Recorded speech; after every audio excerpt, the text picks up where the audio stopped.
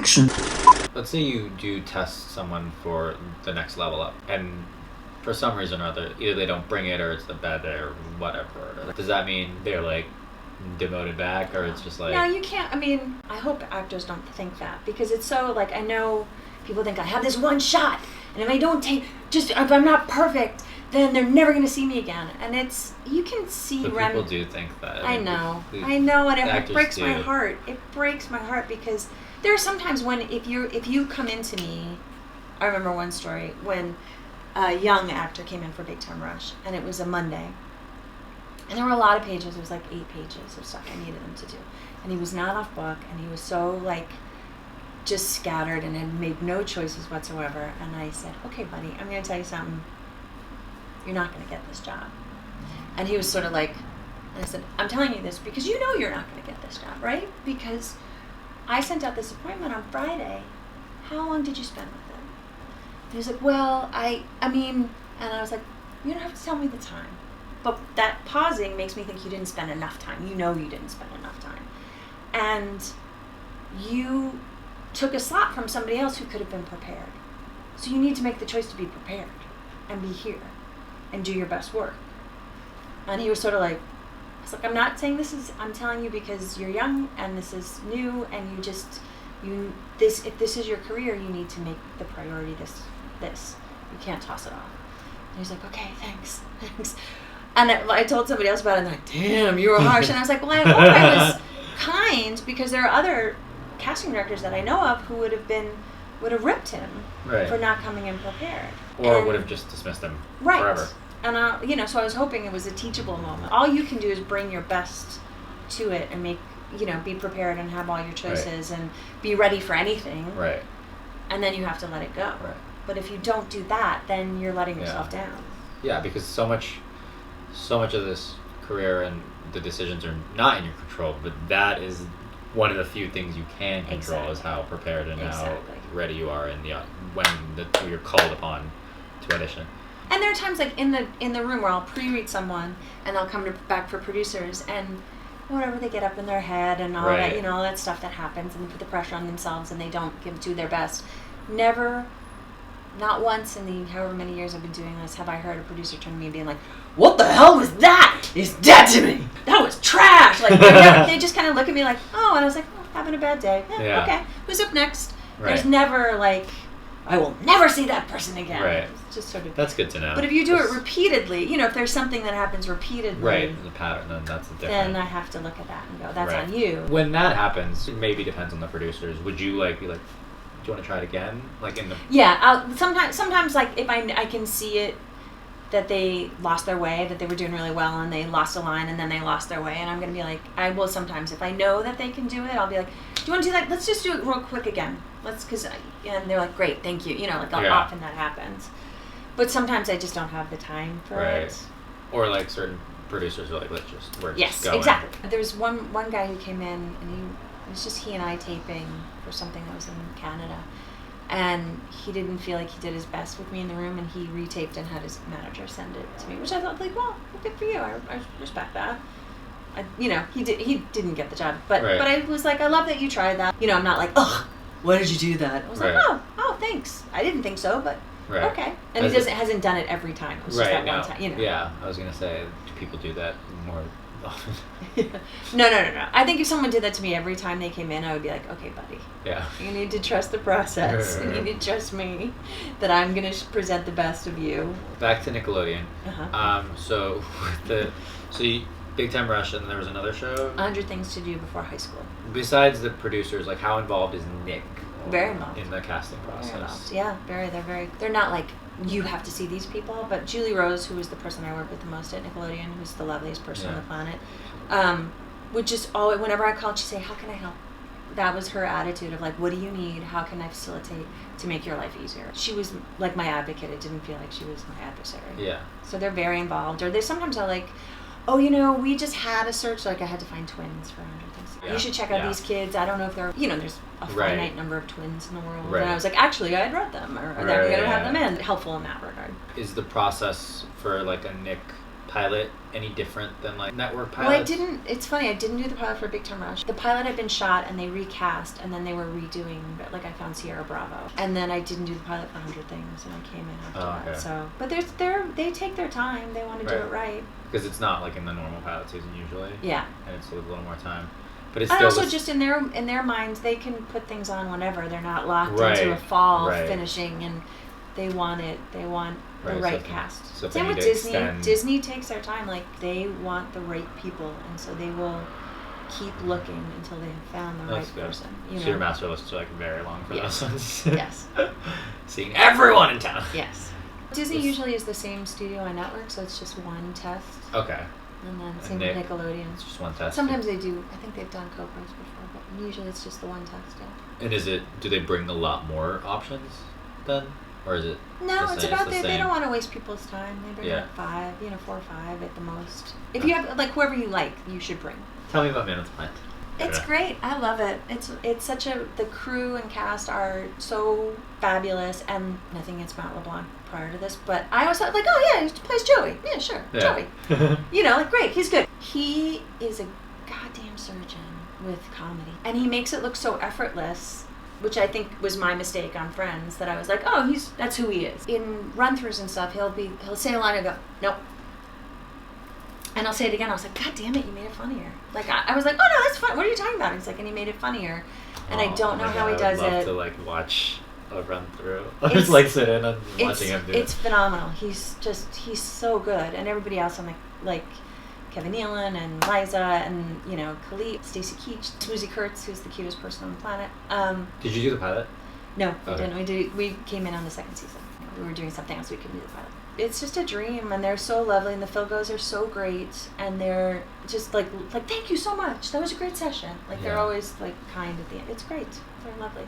And Greg Mettler, who took over casting, like covering casting, he's just great. They have a great time together. So smart. And so it shoots here in LA. Mm-hmm. So you're seeing a lot of roles per episode. Rough? It depends. Multicam? It's multicam? Yeah, multicam. It depends. Sometimes we do, and there's sometimes because it's a family. It's all just just the family. Yeah. We had a couple of episodes where we had no guest cast this past season, and then some where it's like 6 or 8. I think 6 or 8 were the most that we've had. And the process are you pre-reading and then producer session, the same thing, kind of? Yeah. Producers in the room. Yeah. Producers in the room. Yeah, they like to be in the room. We don't do on tape. Okay, that's cool. Yeah. Is it a lot of producers?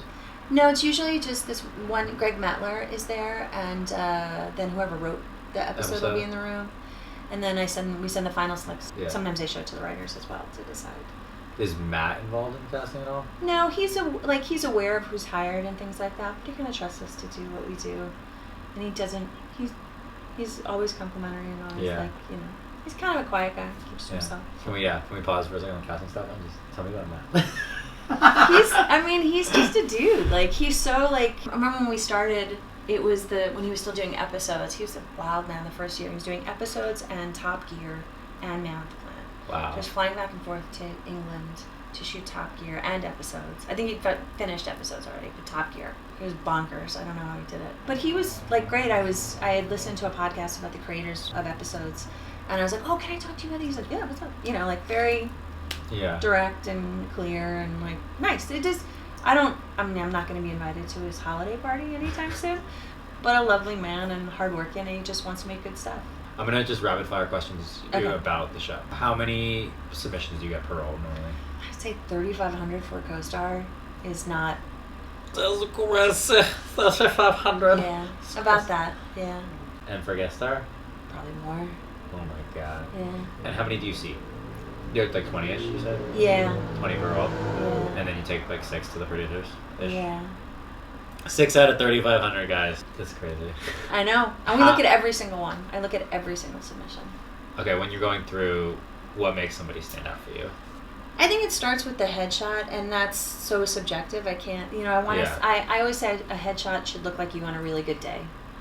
So for women, as much as it's so fun to get your makeup done, the hair and makeup ladies from Big Time Rush did my hair and makeup for my wedding, and I looked in the mirror and I was like, I'm stunning. I was like, why am I not a model? I don't understand, And then at the end of the night, it was very funny. I'm washing my face and I was like, oh, there are ants in the sink.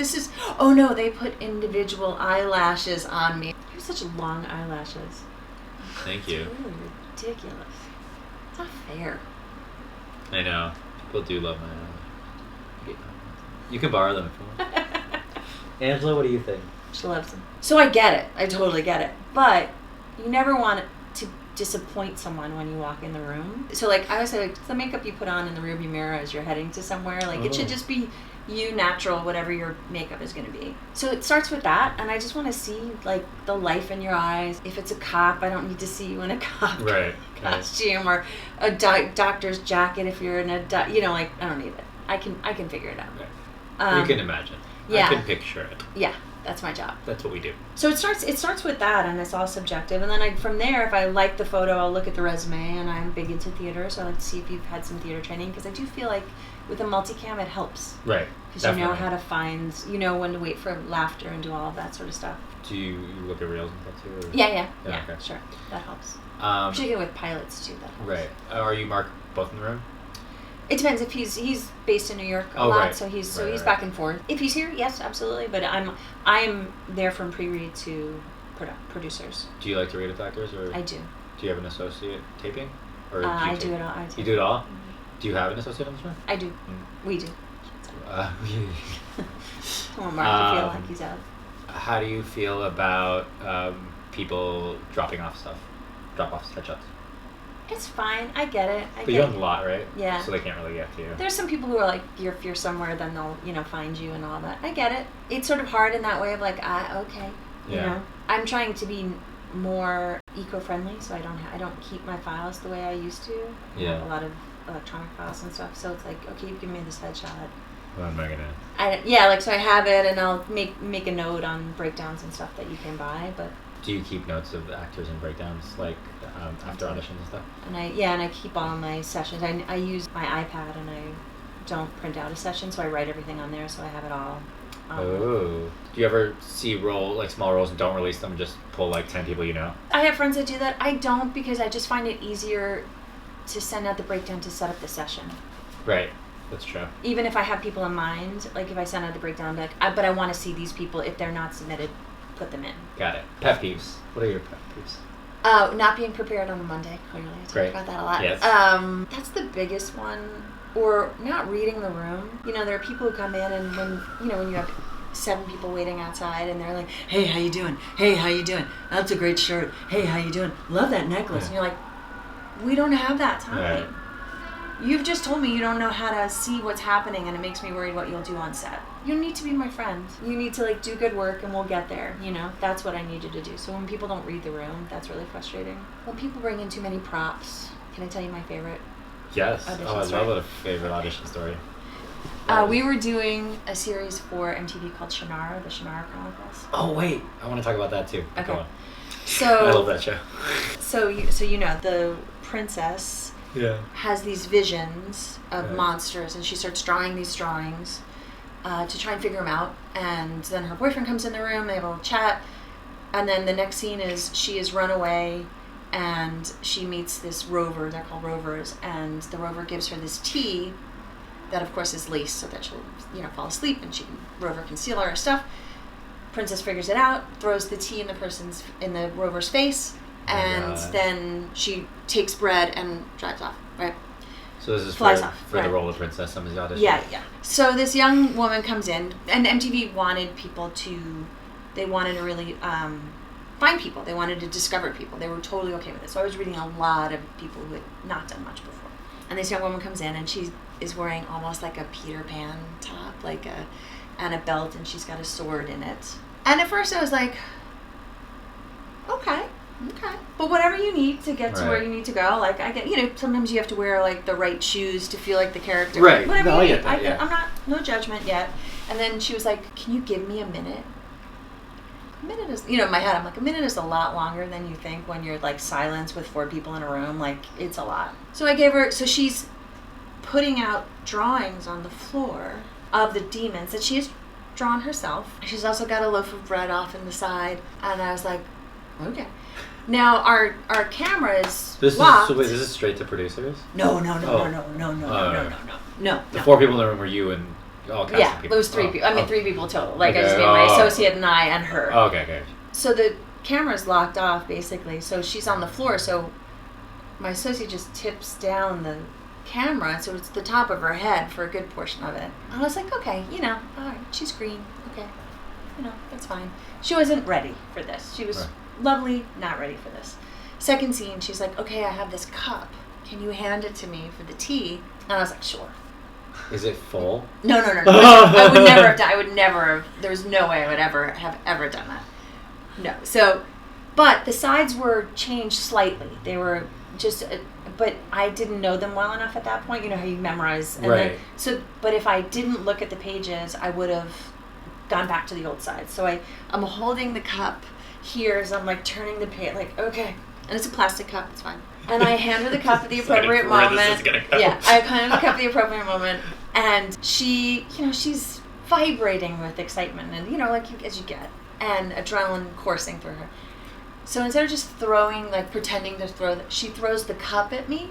It bounces off. I'm wearing a belt buckle at the time. Bounces off my belt buckle and across the room, and she kind of breaks. And I was like, "It's on. Let's do it." And I was just like, "No, we're not. No, you made this choice. Let's go. Like, let's keep going." She also is supposed to throw a bracelet, and she had a binder clip on her sleeve throws the bracelet between my legs, hits the wall, but finishes. Oh my god! And our assistant leaves the room immediately because he cannot look at me. Because he knows that I'm just going to be like, what just happened? What just happened? And I'm trapped. Our tape room was also my office, but it was a small space. So I was like, my desk is here and the camera's here, and I can't move. And she has to collect everything, like her bread and her drawings and she had other stuff. And I just grabbed my phone and I was like, so awkward. Poor sweet thing. And I called the agent and I said, I think she needs to get into class. And he was like, well, what happened? And I was like, well, they said, he's like, well, okay, that's not great. And I was like, and then they said, oh, okay, that's not, and then the cup, and oh, okay, that's not great. And he's like, okay, I hear you, I got it. So that's my, sweet thing. Yeah. I hope she's doing well. But yeah, that was my worst thing. What about best audition? We were doing the Spiderwick Chronicles. Marcy Laroff and I were doing the Spiderwick Chronicles, and Jessica Chastain came in and read for a role that was cut eventually, but we didn't.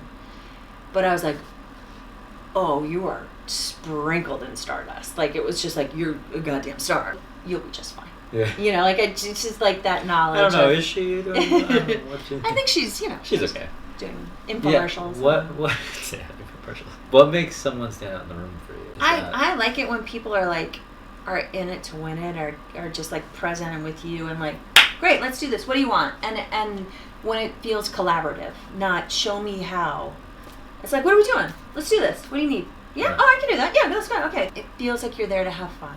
Because there's so many times, particularly when I was doing Nickelodeon shows, where the kids would come in so nervous, and I could feel that their breath was up here, that I would have to spend the time just just, you're okay. Right. I'm a person. You're a person. Let's do this. We're people. Yeah. We're true. When people come in and it's I know you're human. I know we're going to have a good, let's do this. I'm like, great, let's do this. Right. Let's have fun. Right. Because if we're not having fun, why the hell are we doing it? Yeah. That's very true.